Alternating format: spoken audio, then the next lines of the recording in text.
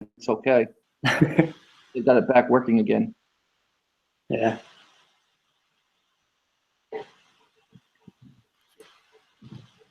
Just gonna give them a couple seconds till I see some viewers come into the room, and then we'll start. I'll start talking. Saying anything. Gotta keep it flowing. Gotta keep it flowing. Yep. Absolutely. How's the weather out there? Pretty warm still? It's no, it's actually colder now. It's gotten a little colder here, so Tennessee is kind of fickle. It can be 80 one day, and then it can be 30 the next day, and frost on your windows. Yeah. It's kind It's here. the Midwest, man. We've got people flowing into the room. So, hey, guys, welcome to Pro Seller Talk. This is another episode. My guest today is Sean Smith. Sean Smith is going to talk today about wholesale and private label. Is that right, Sean? You're going to be talking about those two subjects? Yep. Yeah, I will, John. All right, Sean. Hey, it's a pleasure to have you here. I'm going to let you run with it. I know you've got some information and some great advice for the folks that are here joining us tonight. Again, we're thankful that the guests are here. We know they can go anywhere to watch other webinars. So Sean's got a lot of valuable information he wants to share with you guys tonight. So I'm going to turn it over to Sean. Sean, welcome, and the floor is yours. Awesome. Hey, guys. So my name is Sean Smith. I do Amazon marketing. So basically what I do is full-time, I'm a consultant for other Amazon sellers, and I do sponsored products and Amazon marketing services for them. And so I thought it'd be a good time to get on Pro Seller Talk with John to share some of my insights I've gotten from, like analyzing, hundreds of hours of data analysis, spending time in spreadsheets. And so tonight we're going to talk about sponsored ads for wholesale and private label, as well as listing optimization for your listings whenever you put them up on Amazon. So basically, let's go ahead and get started. So sponsored products, why is it so important, and what is it? So, you guys, if you're a seller, you know what sponsored products is, right? So it's pretty much an advertisement. It's kind of like a billboard, right? You put up a billboard and you drive by it, the people see it, and if it relates to them, then they're going to go to your store to buy something. That's how billboards work. That's what sponsored products is for Amazon. It's a big billboard that you put on Amazon that you basically tell the seller that, hey, this is what I have to offer. And if it's related to what they want, then they click and then they buy. And it's really, really important and powerful if it's done correctly, because you can make a lot of money using sponsored products, and it really helps boost your organic ranking as well. Let's see, cool, got some people. So let's go on ahead and jump right in. So, all right, one thing to consider before investing in sponsored products is if sponsored products is right for you and your product, right? If you have really low margins, or you don't expect to be selling a product for more than a few months, then investing a lot of money wouldn't necessarily be for you. So you would use like really low bids, right? Maybe some auto campaigns on some really low bids for your products. But if you're looking to make a good investment and gain some traction in the market, and you believe it can be profitable over a good amount of time, then that's when you really want to put together a strong sponsored product strategy and assess, how much money you want to invest up front, how much money you want to invest ongoing, like what percentage of your revenue do you want your advertising to be allocated to. So that's where you have to sit down and ask yourself if, like with wholesale, or I know like retail arb and things like that. So with products that you maybe think you'll only sell for a couple months or a few months, it might not be best to invest a ton of money into sponsored products. So focus on products that you're going to sell for a while, because that way you can get a return on investment. Because we want to invest money up front, because you want to test keywords and you want to find out what works and what doesn't for your products. So that's the first thing to think about, is your product's life cycle, because that can determine whether or not you invest money, how much you invest in sponsored products, and your typical strategy. So for example, if you expect to only sell a product for a short time period, however you define that, then you would want to focus on using, low bids, like 75 cents or under, maybe an auto campaign, maybe run some manuals at a low bid, because you don't want to blow a ton of money on testing if you're going to move on to the next product. If you're expecting to source similar products, then there might be some layover in terms of data. But if you're just like, you're like, hey, I know this thing will probably sell for a couple months, then I'm going to be done with it, then don't go in, full force. Now, if you're doing private label and you are like, you know what, I want to sell this for 6 months or more, and you want to build it out, you want to build a brand, which is what a lot of sellers are going towards these days because of the consolidation that Amazon's doing, then that's when you really want to invest money up front to test keywords and to really have like a solid sponsored products strategy and implementation moving forward, and then ongoing optimization, consolidation, and expansion as well. So we're going to kind of talk about when you have wholesale products and private label products that you want to sell for a while, that you kind of want to invest in, because that's mainly who I work with. I work with clients who have, really big brands on Amazon, huge brands that they've been selling for years. And so my job is to make sure that they get enough exposure on the paid traffic side so that they can keep making money on the paid side, and so that their competitors don't take sales away from them. That's another downfall of not being in sponsored products. If somebody else has the position above you, then you're not only not getting the sale, it's going to someone else, and that person is potentially becoming a customer of someone else, especially with replenishables and things like that. So if you're thinking about a brand, every customer is crucial, right? It's really important because you want to build brand loyalty, which takes time. So we've got product lifecycle. That's like the number one thing you want to walk through. And I highly recommend that for everyone, because Amazon in general has shortened the product lifecycle of pretty much every product under the sun, just because of the platform and the speed at which you can execute selling a product versus 20 years ago, 30 years ago, when we didn't have this platform. So that's something really to consider, just good business advice, I think. So let's jump right into, I would say kind of the first thing. When it comes to sponsored products, you've got your listing. Let's say you've got your wholesale listing, your private label listing. When it comes to building your listing and typing in what you want, what I recommend you do is do some keyword research prior to creating the listing. So you want to basically find out what the main product, like what the main keyword is, right? You want to find out what the main keyword is. Then you want to plug that into the search box in Amazon, and you just want to analyze the listings to see who your competitors are and see who's ranking number 1, 2, 3. And then one thing that I like to do is I like to run Jungle Scout. So it's not like for too in-depth purposes. I just use the Chrome extension really quick, run the Jungle Scout, find out who's kind of got the biggest numbers. And then what I like to do in terms of keyword research is I just analyze their listing. Like in the beginning, really it's all about, I think when you're first selling a product, you don't want to spend a ton of time in terms of keyword research and things like that because you don't have a ton of data. So it's really important to look at those top sellers who are organically ranked and look at the keywords that they're putting in their title, and then their bullets, and then their description. And the reason you want to do that is because it's kind of like common sense, right? So they're ranking organically for a certain keyword that you want to rank organically for. So the correlation is that if you look at their listing and you take keywords from their listing, then logic, it's like deductive reasoning. Like logic tells you that you are going to be going in the right direction. So that's why I like to look at competitors, the top 3 competitors. So you type in the keyword, look at the top 3 organic competitors, not sponsored products competitors, because Amazon, they'll take the highest bid. So it doesn't mean if you're that you're the best seller or not. They just want the money. And so look at those organic sellers as well. Those 3 organic spots, go to their listings, write down the keywords that are in the title, the bullets, the description. Just kind of really, really be organic with it. And then what you can do is, write your listing. I mean, really kind of based off what they did. I wouldn't copy it exactly, but just get it up there, right? We just want to get things up there, speed of execution, because we want to start testing things. Because with the product lifecycle being shorter, you need to get products up faster and faster than the next guy, so that you can prove it and then move on. So, and that's what building a big business is, right? Managing SKUs, because some of them are going to win, some of them are going to lose. That's just really, I think, because there are so many tactics that people can do to move you out of the space. So that's your listing optimization. Look at your top 3 competitors for that keyword that you want to rank for, or whatever the product you're selling is.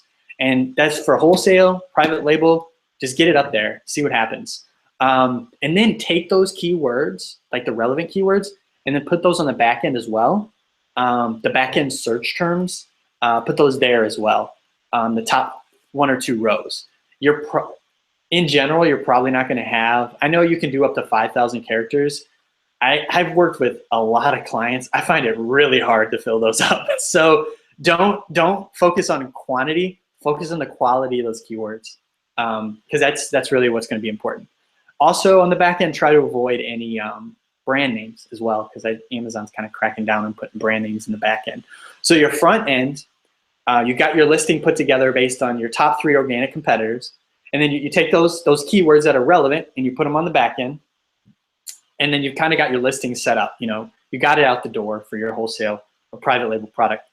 The next thing you want to do is set up your campaigns. So I like to set up an auto campaign. Start off 75 cents, $1. There are a lot of methodologies in the way you could do that. You could do really high bids just to get a lot of impressions and see what just to move quickly. But it really depends on what you want to do. My goals are, I usually do like $1, $1.50. I'm kind of at a point where I just trust that my listing's going to do okay. So I'll go really aggressive with my campaign setups. So what I like to do with my campaign setups is, remember those keywords that you put in your front end and your back end?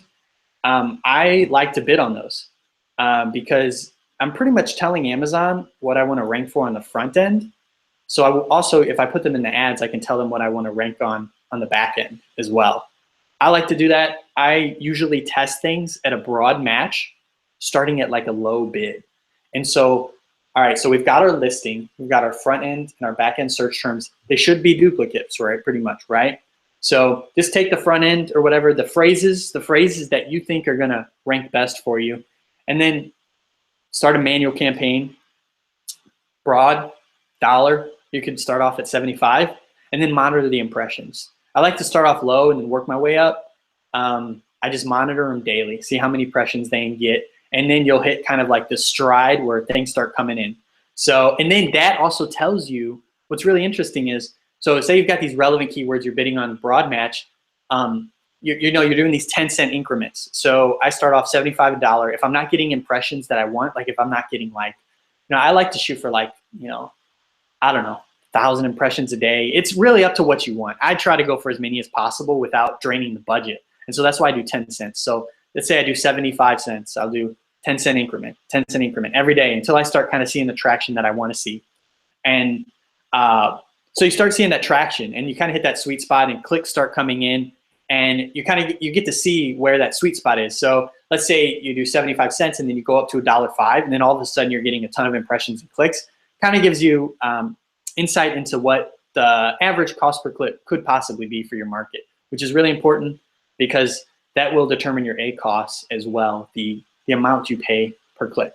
So that's kind of how I set up that broad campaign. Is you have your listing, you take those front end and you put them in abroad. Also, I like to set up an auto campaign. I'll shoot for like 75 cents or $1 to start off and then work my way up from there. That's knowing that I have a lot of good keyword research. I go aggressive. I like to do auto and manual in conjunction, just because I assume that I do a really good job. And another thing that you could do in terms of keyword research for your listing or for your sponsored products is, I like to use keyword research tools like I really like Merchant Words, and I really like Keyword Inspector. So there are a million keyword research tools out there. There are a million.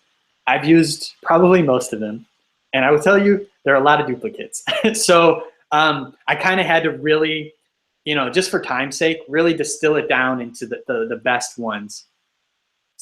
And I figure that I like Merchant Words and Keyword Inspector. Those two really cover the gamut for me because they're very unique in the way that they pull in search terms or pull in keywords, and they have their own unique value set. So I like to run, take my head term, pump it into merchant words, download it. I would scan a little bit. Let's see. Do you want to do questions now, John, or should I keep going? Because I know we got a couple coming in. Oh, you're on mute, John. Can't hear you right now. If you yeah, that's up to you. There's a couple here. If you want to stop and answer questions as you go, that's great too. I mean, there are a couple of good questions I hear that I think that they probably want to hear the answers to. So if you want to do that, that's fine. Like I said, we could just play it by ear and just do whatever we want. We're in control. Sweet. All right, yeah, I got you, John. All right, I'll go ahead and answer them. All right, Dennis. This is: are you doing both auto and manual campaigns simultaneously? If okay, if I believe that the listing that I wrote is relevant to my competitors and the ranking of the listings, so if I think it's relevant and my category is relevant, then yes, I'll do an auto and a manual campaign simultaneously. If you want to be conservative, Dennis, and really, really test whether or not you want to do that, you could run your auto campaign at like $3 for a few days, and then sort the impressions from the search terms report from top to bottom and see which search terms you're ranking for, because then you can figure out what Amazon is basically saying about your listing. I usually do auto and manual simultaneously because I scan the listing and I just want to go as aggressive as possible. I will also do the $3 bid as well sometimes, maybe with newer sellers, but with my more experienced sellers who have a history, I just go right into it. Can you please show an example of ad? Let's see, is there a way for me to do that? I think there's a way from screen share. On the left side, you'll see green arrow. Yeah, okay, cool. All right, let me bring up an ad, and then there are plenty of ads on Amazon. They did a great job of building a platform where they can make a good ton of money on advertising. Very smart company for sure. So I'm pulling up Amazon right now. I'm running. It's a good question. You have a really good question, Kim. Once we finish up the ad, I'll answer that one because I got some insights for sure.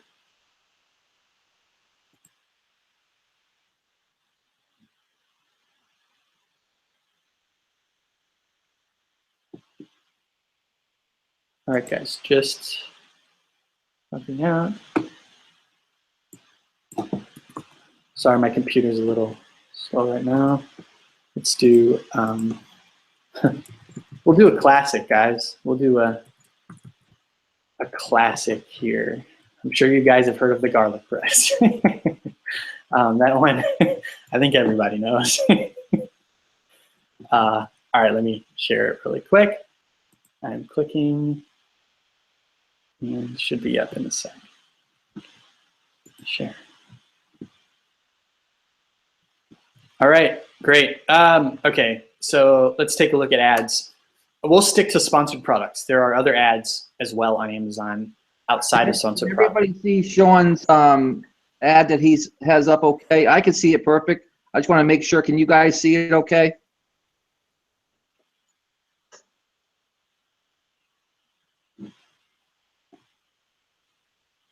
I'm assuming they can. Nobody's saying anything, so I would just keep continuing. Okay, cool. Thanks, John. So an ad is right here. So these are the ads. They actually appear above organic. So Amazon, that's really smart of them. They decided that we want to give the people who are willing to pay extra money priority. So which is a huge incentive for sellers. And as you can see right here in the gray, it says sponsored. Let me highlight it for you guys. It says sponsored. That means that somebody's bidding on it at however much they were paying for it for the word garlic press. So they're bidding on this keyword garlic press, and that's why they're popping up here. And these are 3 sponsored ads. Amazon did a really good job of making it very native, their advertising. So other than this gray sponsored and this little eye, which is very unnoticeable, it doesn't really look like an ad. So it's very native, which is very, very intelligent way to do it. Also over here on the right rail, we've got 4 over here. Basically, Amazon prioritizes where they're going to put your listing in sponsored products based on, several factors in their ad auction. And so, there's some more over here as well. These are called the right rail. So we got 4 over here. So these are really priority, and then these are kind of like second best, left to right. I would say this is number 1, number 2, number 3, 4, 5, 6, and then 7. So that's sponsored. And actually what's really interesting is there's a number 4 right here, a 4th sponsored product. Oh, wow. Interesting. And this changes as well. Amazon likes to test different user interfaces. So, I have a private label product where I would type in the keyword and there would be no sponsored products. And I'm bidding, I'm bidding $5 on the keyword. I want to be up there. And so it's really interesting how they do that. Also, sometimes they'll put sponsored products within the search results, like in the middle here. Hold on, see if I can find one. Sometimes it happens, sometimes it doesn't. And sometimes they'll be at the bottom as well. And then they're actually inside listings. So we can click on one. And they look the same. Let's go down here. Uber chef, interesting. Here we go. So here we go, sponsored products related to this item. So that means these are paid. Yeah, so these are paid placements. See if there's anything at the bottom here. They got some enhanced content there. Here we go, see if it's up here. Sponsored products related to this content. So it's really interesting that they have so many ads. They look very native though. They look, it's just like a, yeah, they did a good job. Amazon did a good job. So those are some examples of ads. All right, I'm gonna close out of this, and then I'll stop sharing as well for now. All right, yes, looking good, awesome. That's awesome. All right, so I'm running, so Kim, let's see. I'm running manual sponsor ad for one product. I got a lot of impression, few clicks, but no sales. How am I improve it to have sales? Boy, Kim, dude, I'm so happy you mentioned this because like this is kind of an advanced thing, right? So, okay. So if you have a lot of impressions and not a lot of clicks, you have what I call you have potentially a low click-through rate. And what does that mean? Is a low click-through rate means that the keywords that you're bidding on is not related to your audience as much. Like it's not as relevant, because if it was, they would be clicking more. And so there are a couple things you can do to troubleshoot this. So what I would do is, let's take a look at that sponsor ad. Divide your clicks, divide that by impressions. Find out what that percentage is. If it's less than 0.5%, I would say, then it's a low click-through rate, and you want to work on getting it up. So if it's less than 0.5%, that's what I would say for Amazon. If it's above 0.5%, then there's some more troubleshooting we can do. So calculate that click-through rate. Another thing you could do is you could manually go in and take a look at your keywords. How relevant are they to your product? Not necessarily your audience or your category. So the way that I kind of nest keywords is there's different categories. So there's like product keywords, which I would consider like the holy grail. So these are keywords that when you bid on them, you're most likely going to get an interested buyer. So like if you do garlic press, then you bid on garlic press, right? Because that is directly related to them. But if you did kitchen gadgets, guess what? You're going to get a window shopper. And percentage-wise, you're going to have a low click-through rate. You might not have a ton of impressions because Amazon does do some filtering for advertising. But even if you did, it's going to be a low click-through rate, generally a high ACoS unless you do a low bid, like 50 cents or under. But I like to focus on those product keywords and then work my way out from there. So like garlic press and variations of that directly related to the product. So got a lot of impressions, but no sales. How may I improve it to have sales? Let's see. So calculate that click-through rate, but like in terms of a quick tactic, Kim, you could take a look at the keywords and find out which ones are generating like more than like 1,000 impressions and no clicks, and then decreasing the bid on those. That way you can redirect the traffic to the ones that have a better click-through rate or a good amount of clicks.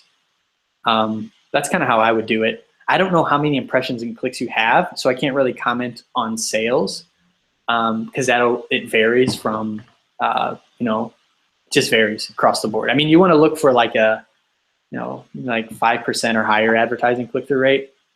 But yeah, that's what I would do, Kim. And yeah, guys, just let me know if I answered your question or not, because I want to make sure that I get you guys good. Maybe, hold on. Okay, so Jeff asked, I am so happy you guys are asking questions. This is so cool. I like it because I have to pivot. Like, you guys are catching me on my toes. Kim, yeah. My pleasure, Kim. You're awesome. So Jeff says, may the main image is not attractive, so few peoples would like to click. So I think he's saying, like, pretty much if like in a question form, like if you have a horrible main image, are people not going to click it? Yes. Man, I tell you, I've worked with a lot of clients. I've worked with small sellers, and I've worked with multi-million dollars. Well, I currently work with small sellers and multi-million dollar sellers. And I will tell you, the better your conversion rate, the lower your advertising cost is going to be. Because, okay, let's just set it up. If you have a 5% conversion rate, when 100 people visit it, only 5 will buy it. If you have a 10% conversion rate, if 100 people visit it, 10 will buy it. What does that mean? You've doubled the amount of customers. And when you bid on keywords, if they're relevant to your product, then your ACoS is going to be a lot lower, because you're at a 10% conversion rate, you're converting more people. And so with my clients, I try to make sure, to pre-qualify my clients, I try to make sure that they have, so conversion rates between variations and just a singular product, those are different in terms of percentage-wise on what you should be achieving. When it comes to a single listing, I like to see 10% or higher unit session percentage over like a month or so, because that tells me that we're going to have effective PPC.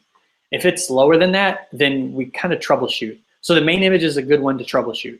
So the main image has a huge impact on conversion, I believe. Humans are very visual animals. And so, and when you're buying a product, you got to see it, right? And so having a good main image is really important. High res, you want high res, you want to be able to zoom in. So whenever you upload it, you want to make sure that they can zoom in on it. And you want to make sure, ask yourself this question with your main image. I know this is about sponsored products, but since you asked about main images, I have done conversion rate projects as well. So, I like the whole funnel. So ask yourself that, what would they want to see? What would your customer want to see? I mean, it's like super common sense. If you are the customer, then you'll know, but you can literally go to Google and type in your product and just type in like, what are the key things that people want to see? And then that way you can position your product in your main image to look like that, so that you can answer questions that people have in their head when they look at your image.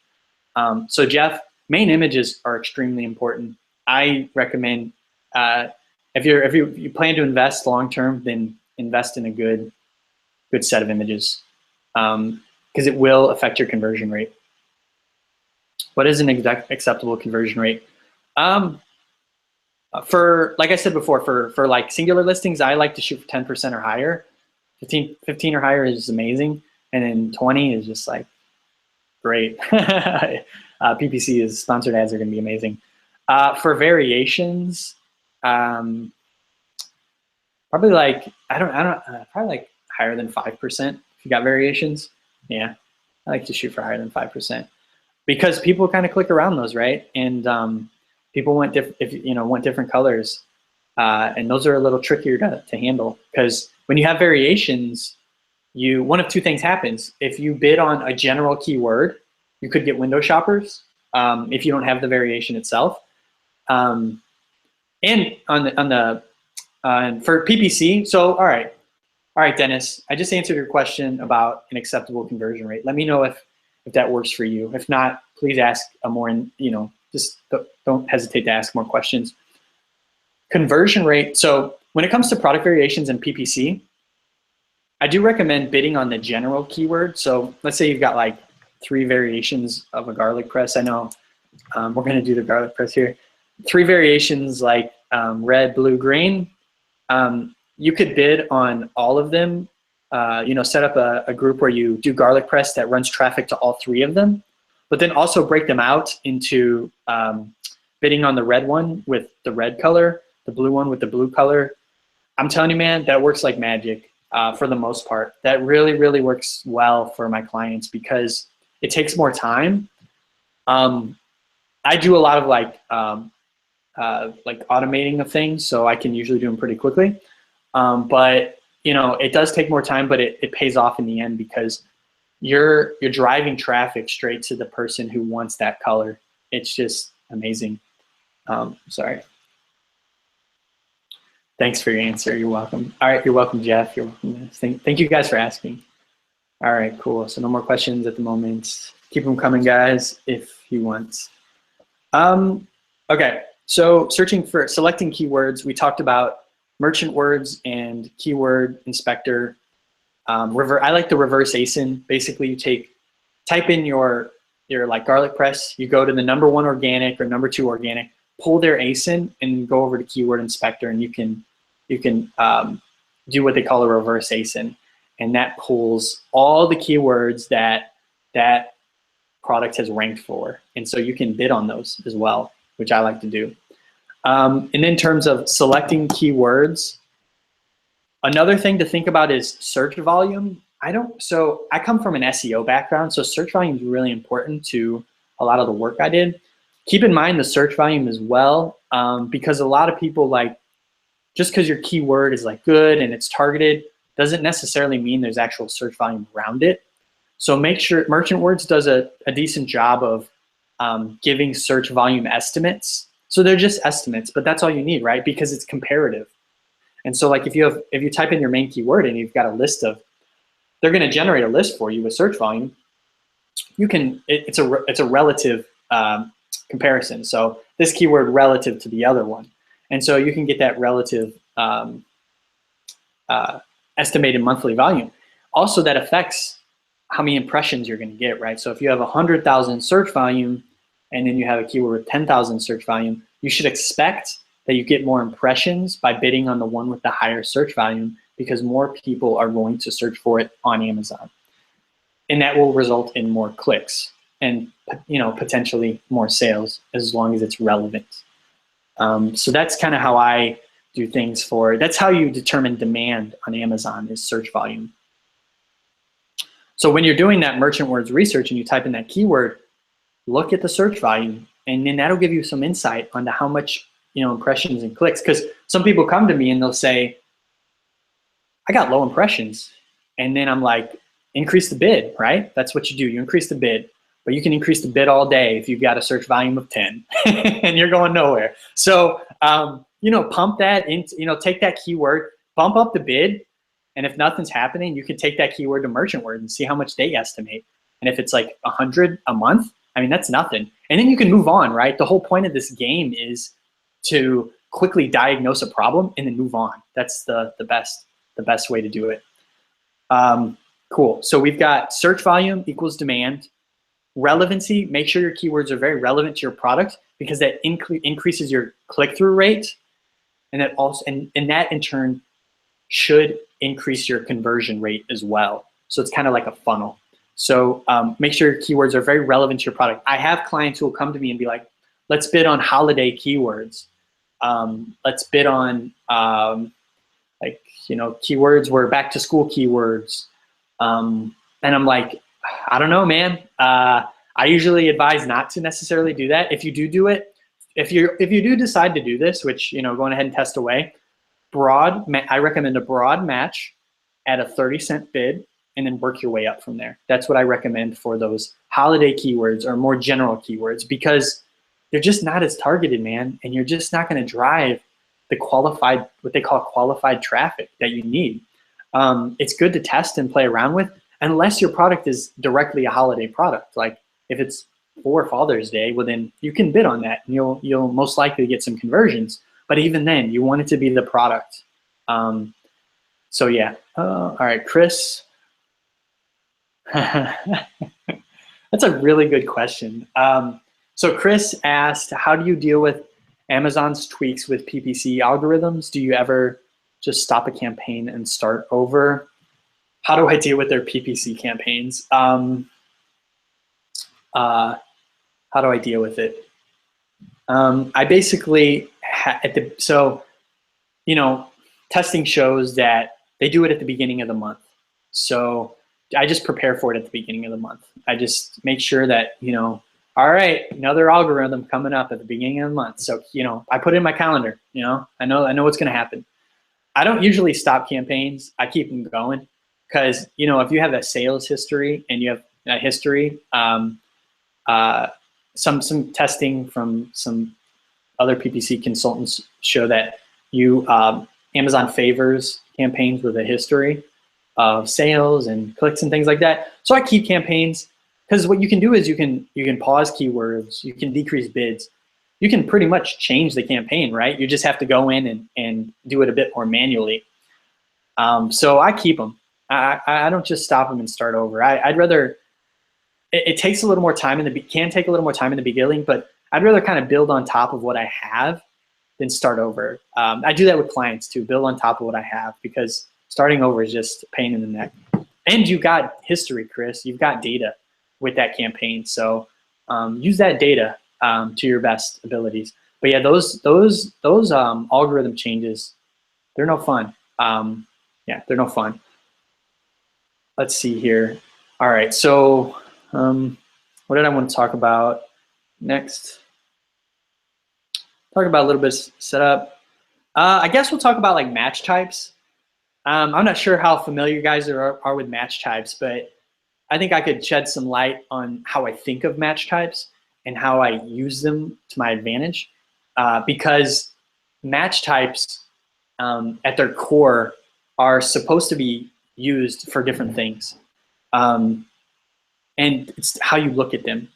So for example, it's like a marriage or it's like a relationship, right? Broad match type, you're dating around, right? You're dating around. Phrase match type, you guys are exclusive, right? You don't know, maybe you guys will stay together, maybe you won't, but you guys are exclusive for now. Exact match type, you're married. You're married to that because you're going nowhere except for plurals and stuff. So the exact, when you get married, you got to pick the right one, right? Because you're going to be with them, till the grave. So when you marry a keyword, you want to make sure it works for you. And so when you do exact match types, make sure it's really relevant to what you do. I'm going to go into how I optimize things weekly as well after I explain match types, so that you guys can have some of the practices that I do. And I also, Amazon does some really funky reporting sometimes that I've noticed, and I want to talk to you about that, how they do that, because I don't want you guys to be victims of funky reporting. There's nothing worse than being a victim of funky reporting. So exact match type. An exact match type is a keyword that has proven that it has sales, historical sales. So it's converted before it, and as well, it relates to your product directly. Don't just put it in there because it's converted before. Make sure you kind of scan it and say to yourself, is this directly related to my consumer? Will this do well? Because you're not expanding your keyword set here. You're really narrowing it down to one keyword. So you want to make sure it works for you. I like phrase and broad. I know I kind of go back and forth. Exact is cool because once you get the right ones, they generate the most sales. Their A cost is usually a little higher, but their sales volume makes up for it, I would say. And they're more targeted, so their click-through rate is higher, which is nice. Conversion rates are usually higher because you've really found out what works and what doesn't. I love exact once you get it right. I do like phrase. I don't know which one I like better. I guess they're all different, and they have their good qualities and bad qualities. Phrase and broad are neat. I like phrase and broad. The reason I like phrase and broad is because it's a really cool way for you to allow Amazon to do keyword research for you. So it's kind of like automating keyword research, right? In the best possible way. Basically, when you put something on broad, or phrase, you're basically telling Amazon that you can bring in different keywords, but those words have to be in there and structured a certain way. So it's really neat because they do keyword research for you. And who better to do keyword research for you than Amazon? It's the best place to go. So think of it that way. You can do keyword research with broad and freight, and then you can bring in more converting terms. And there's when you pull your search terms report, there's a column. There's two columns. There's one that says customer search term, and one that says keyword. So when you're doing broad and phrase, the keyword will be the same, but the search term can be different, the customer search term, because the customer search term is exactly what your customer typed in. And so you can start pulling different customer search terms that are different from your keyword if they've converted and they've shown sales. And then you bid on those in different match types to allow you to do continual research, as well as, if it does really well on its own, then putting in an exact. So that's kind of how I like to think about match types. I love match. Let's see. So Matt, we talked about match types. Let's talk about ongoing optimization and kind of what my practices are. Things, I don't know, I tend to have a lot of ideas, so things change for me fairly quickly. I systematize things for my staff, but for me, I'm always tweaking, and it's ongoing. But in general, let's just generalize it. I like to, the cool thing about Amazon is you can click a button that tells you to generate your search terms report on a weekly basis. So I like to pull my search terms report on a weekly basis. Well, for a couple reasons. First, Amazon tells you that there's a potentially 48-hour delay on reporting for sales in PPC. So if you pull your search terms report too soon, let's say you pull it in 2 days. Let's say you start a campaign today and in 2 days you pull your search terms report. Well, potentially Amazon might not have been able to report all of the sales for your account. And so that's why I like to do every week. So then that way I have at least a 5-day data set, if not more. I pull that search terms report, pop it in Excel or Google Sheets. I've been using Google Sheets lately. Unless you're doing pivot tables and macros and things like that, then Google Sheets works fine for me. I like it, especially if you are a bigger Amazon business and have staff that maybe does things for you, or you just want to share it with people. So basically what I do is there's ordered product sales. There's a column called ordered product sales within 1 week of a click. I usually filter out the zero values, so I at least have one or more in that sheet. And then that tells me which search terms, when you go over to the search terms column, it'll tell you which search terms have converted. And, I would scan them, figure out if they're doing well or not. One thing to think about though, Amazon has some really funky reporting sometimes. I've seen, especially with auto campaigns, I've seen search terms in auto campaigns that are completely irrelevant to my client's product, but they've converted, a few times. But I don't bid on them because I know that it's not going to work out for my client. So just that's something to keep in mind as well. Just because it's converted doesn't mean it's necessarily the one that's going to work for you. So just make sure that it's related to your product and pull those out and then bid on those I do all three match types, exact, phrase, and broad. How you want to bid, just to make it quick and easy, start off. A lot of people do $2 exact, $1.50 phrase, $1 broad. See how many impressions you're getting on a daily basis, and then go up or down depending on what you want. And then do that weekly. I would do that weekly so that you can build on top of that. Let's see. So we did those. Another way to do that, a more advanced way to do that is, if you look, there's a column called average CPC in your search terms report. And that gives you some insight into what are you paying on average for a click? You know what I mean? What does it look like for you? And it'll vary based on your bid, the bids that you've done, but it can give you some insight into the market itself. Also, another thing to keep in mind is a lot of people come and they say, last month my ACoS was 20%, now it's 50%. there are a lot of things that happen. One of the things that could happen is your CPC goes up, right? If for some reason Amazon decides that they want to increase the cost per click, they can do that. Or if you got new competition, guess what? They're going to increase the CP. They could potentially increase the cost per click in your market. Keep that. Watch your cost per clicks because those affect ACoS. That affects ACoS as well as your pricing affects ACoS. Higher the price, the more money you can pay for data. So the higher your product price is, the more money you can pay for clicks. Lower the product price, less money you can pay for clicks and make a profitable sale. So that's another advantage to actually having an expensive product as long as the margins are there. Let me think. How are we doing on time, John? We're still about 13 minutes before 7. Oh, okay, cool. 13 minutes. Oh, wow. That flew by, John. I'm not going to lie to you. It might not have flown by for you guys, but for me, it did. You guys are like, this guy, he's so boring. Because I swim in data, right? That's all I do all day. But yeah, okay, cool. Long tail keywords, a phrase match. Oh, you guys have such good questions. Keep them coming, guys. I really like questions because they make me think differently as well. I actually prefer questions over me talking because that way, not only do we collaborate and we communicate, but I see things so differently. Dennis asks, are long tail keywords a phrase match? Dennis, real quick, I can answer it without this context, but I would like to know, how would you define a long tail keyword? I'm just curious. Type that in real quick. Because I will have an answer. Because, yeah, that goes into keyword. We can talk a little bit about keyword strategy. This is kind of an SEO thing, but I do it as well. What commonly happens with wholesale and private label products? Okay, 3 or more strings, right? Yeah. So it's a keyword with a string of 3 or more. Phrase match. It's a good.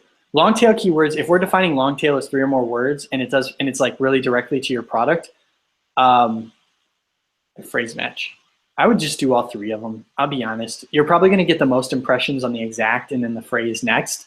But at that point, if it's really like performs really well, or you think it will, then putting in the exact is best because in their advertising auction, Amazon prioritizes exact over phrase. And so if you feel like this is, and with longer tail keywords, they have less search volume. So you want to capitalize on getting the clicks when they're there. And so putting in an exact match prioritizes anybody who does it in phrase and broad. And you can get the clicks when they're there. Because longer tail keywords, they have less search volume, but the concept is that they're going to convert a lot better. So all 3 match types would be my advice for you. And is that for PPC or for your listing, Dennis? I'm curious. Because PPC, I would do all 3. For your listing, I would do a phrase match on the front end. So if you got a long tail keyword that performs really well, put it somewhere on the front end, preferably your bullets or your title. And then I would put it, okay, PPC, all right, yeah. But for listing optimization, phrase match on the front, and actually I like to do with my top words, I'll do a phrase match on the back end search terms for like the top 3 converting terms. Just put them on the back, on the top row to the left, and then everything else a broad match, just throw them in there. Cool. And then let me think here. In terms of keyword strategy, I'm not sure if you guys have a keyword strategy or not for PPC, but if you want to really leverage your sponsored ads, having a keyword strategy is really important because the most common thing that I see, what happens is there are what I call head terms, like garlic press. These terms, they generate the most sales with the highest ACoS, always, for the most part. So these are what I call your head terms. There's a couple of them. There's like 1 to 3. These are these main ones that generate a ton of sales, and it just the ACoS, and the more competition, the ACoS is higher, right? But do you want to sacrifice those sales? Do you want to cut those off, right? Like, man, I'm telling you, I got keywords that I'm just like talking to my clients. I'm like, guys, we got to keep it, man. It's running at high ACoS, but imagine, when you get a sale for a keyword in PPC, so somebody types in garlic press and there's a sponsored ad and it's your product. When they click on that, if they buy it, then you get credit in organic for that, even though it was PPC. So that's why it's so important. That's why you sacrifice that ACoS sometimes, right? You're like, man, as much as it's high ACoS, you know, it's contributing to organic rank for that keyword. And so if you cut it off, you could potentially see a dip in your, you know, your ordered product sales. So those are your head terms. You know, you got a couple of them. It's like garlic press. They're usually shorter. They're like 1 to 2. They're 1 to 2 strings, and usually they're higher ACoS. They're higher search volume. And then you've got what I call, like what Dennis talked about, is those long tail keywords. And these long tail keywords, lower search volume, higher conversions, higher click-through rate. But you need a bunch of them, right? You need a lot of them. You want a good set of long tail keywords because it does a couple of things. It hedges for competition, because when you're out there discovering keywords, you need to go into the crevices of the marketplace that nobody else is, but your product is still relevant. And so that's what I like to have. I like to put together, when I'm looking at keyword strategy for my clients, I like to put together, what are my head terms? What are my couple of head terms? And then currently, what does my long tail keyword set look like? What are those low ACoS keywords? You know, like I would define low ACoS for me. I don't know. I'm so aggressive. Like my percentages are always so high. I don't know. It works. Right? I don't know. So some people do like 20% or less. I usually do like 30% or less is like a good long tail keyword if it has like 2 sales or more. That's what I would consider long tail. And then you want to up the budgets on those, up the bids so you can keep those going. But shoot for like, you know, 20 or 30 of those at least, those longer tail, to balance out the high ACoS of the head terms. If you're in a low competition market, well then don't worry about it. Your ACoS is going to be a low across the board. That's a whole nother thing. Like if you want to leverage sponsored ads strategically, find out what your competition is. If you've got a high competition market, you can literally just write down high ACoS when you're about to launch, because that's what it's going to be. You have a low competition market, low ACoS. How do you define competition? Type in the keyword that you want to rank for. Look at your scan, those organic. See how many reviews they have. You know, they have hundreds or thousands of reviews. Good luck. Good luck. Not only are these guys better than you in terms of brand, they might be leveraging like you know, some of the more unsavory tactics that people do on Amazon, which people do. They work very effectively when done right, and they allow people to compete against big brands. Another thing you can do is if you want to see if they're a high competition. Another thing, so that's high competition, right? Hundreds or thousands of keywords in the top 10, 15 listings. If you type in your head term, you look at the top 10, 15 listings, and you see, you know, a few in there, like, you know, top 10, you see like 6 or something with under 100 reviews or something, you can say to yourself, you know what, this is feasible. You know, this is going to be a lower ACoS market for me. And I do that as well. Like with my clients, I can just, I have to, because I need to know what the expectations are. And so I'll type in my keywords to find out what the competition is. Another really interesting trick is I had a client email me. I'm all about case studies. I should talk more about case studies. I love case studies because it's like a back and forth conversation and stuff. It's cool. So I had a client email me. He's like, Sean, this guy is like beating me. Why is this guy beating me? And I said, all right, there are a couple of things. One, he's a well-known brand off of Amazon or on Amazon. Or 2, he's using black hat tactics, right? So 2 possibilities, potentially, right? So what I did was I went over merchant words and typed in the brand name. Come to find out, this guy's got like a ton of search volume. So that's why he's ranking organically so well, because people go there and go directly for his stuff. So he just starts getting ranked organically for a bunch of stuff. Not only his brand keyword, but your overall rank increases as well when you get sales from any keyword. And so we kind of, deductive reasoning showed that like, this is a strong brand. How do you beat a strong brand? Lots of money and lots of effort, because it's really hard to do.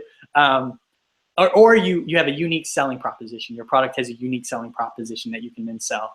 But going against big brands can be tricky if they're good at selling on Amazon. Some bigger brands are horrible. They don't know how to do reviews. They don't know how to structure a listing, things like that. But yeah, that's how I would do about competition. All right, I think we're towards the end, John. I don't want to like push past the time. We're getting towards the end. Anybody have any last-minute questions here for Sean before we let him go here in the next few minutes? I did only promise him an hour, and if we run over just a few minutes, that's okay. But we want to make sure that we get all your questions in the next 2 or 3 minutes if you guys still have any.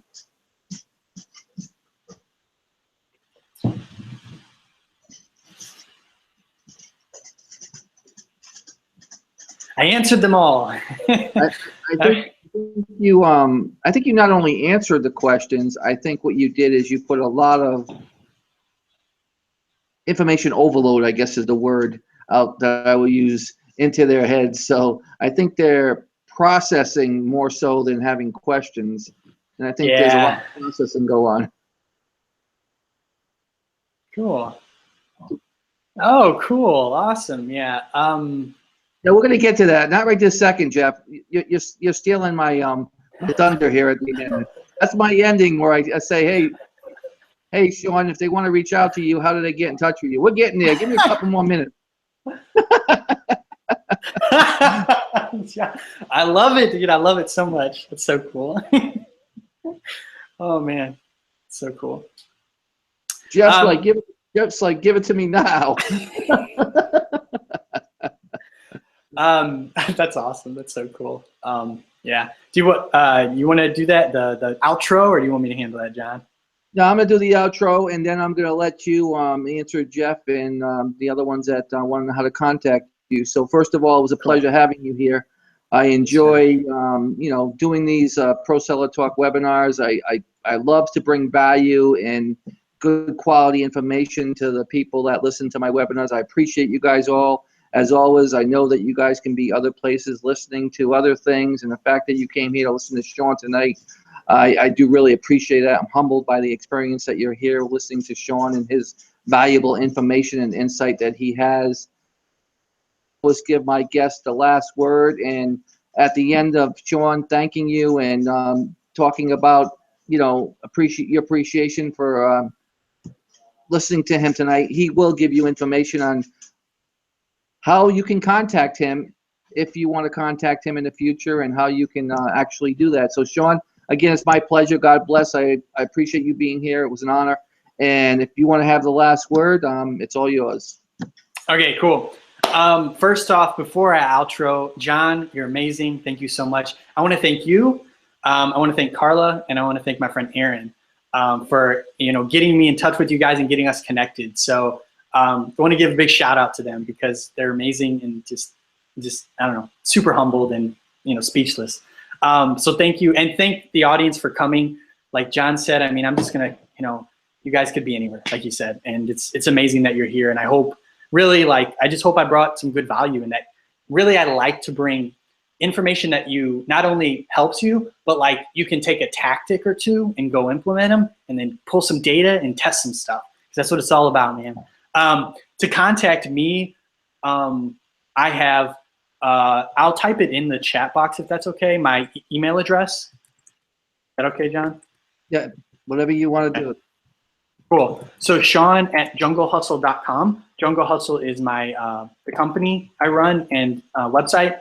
Also, I have an email if you guys want. So if you want to contact me and stuff, I have an email list where I give out. It's not as frequent as it used to be, but I basically, I try to give tactics through the email, like a digest, a newsletter of what you can do in terms of sponsored products, conversion optimization, any Amazon updates that would affect sellers that are really important. I do focus on the sponsored ads because that's my kind of forte, and that's one way to kind of stay in touch with what I'm doing and really get the knowledge that I have, because I work in every day. I'm working with testing, thousands and thousands of dollars every day. So and ads, so learning so much. And then also Facebook group. I do have a Facebook group that I gotta pick up on that one too. John does a better job of his Facebook group than I do. So it's Jungle Hustle for Amazon Sellers is my Facebook group as well. But yeah, reach out, let me know. With any questions, anything you guys want. I'll write down the Jungle. So Facebook, I just type in the title. You guys can, or While he's doing that, guys, before Sean signs off here, just wanted to let you guys know that next week, because of the holiday, I'll only have one episode of Pro Seller Talk, and I will be bringing you another who's going to come in and provide tremendous value for you. As always, that's my goal, that's my vision, that's my mission, is to continue to bring people in here and continue to bring the value to you guys to help you guys succeed in your businesses any way I can. Now back to Sean. Hey, John, hey, John, are you going to have a replay on this? Yes, there will be a replay. Okay, cool. Because I want to get it to... The great thing about Webinar GM is what I love about it. As soon as it's done, it's up on YouTube. I already posted the link to it. I can post it again if you guys want, but it almost goes automatically on YouTube, and the replay is done within seconds. So sweet. All right, I'm gonna look for it then, because I wanna I don't know. I geek out about whenever I do. Show my family and stuff. Oh, when you see it on YouTube too, comment on it. And guys, if Sean's going to be looking at the YouTube video, you know what that means. If you got other questions, post them under the YouTube video, and Sean will be glad to answer them for you. Definitely, guys. Oh, yep, just exactly what John said.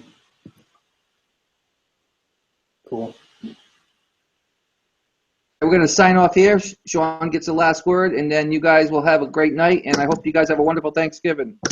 All right. John, thank you. Everyone, thank you so much. I hope I helped. That's what I'm here for. And, just reach out if you need me. And, yeah, you guys have an awesome holiday. Enjoy it. And enjoy Cyber Monday and Black Friday, right? The sales and stuff. All right. Bye, guys. Take care.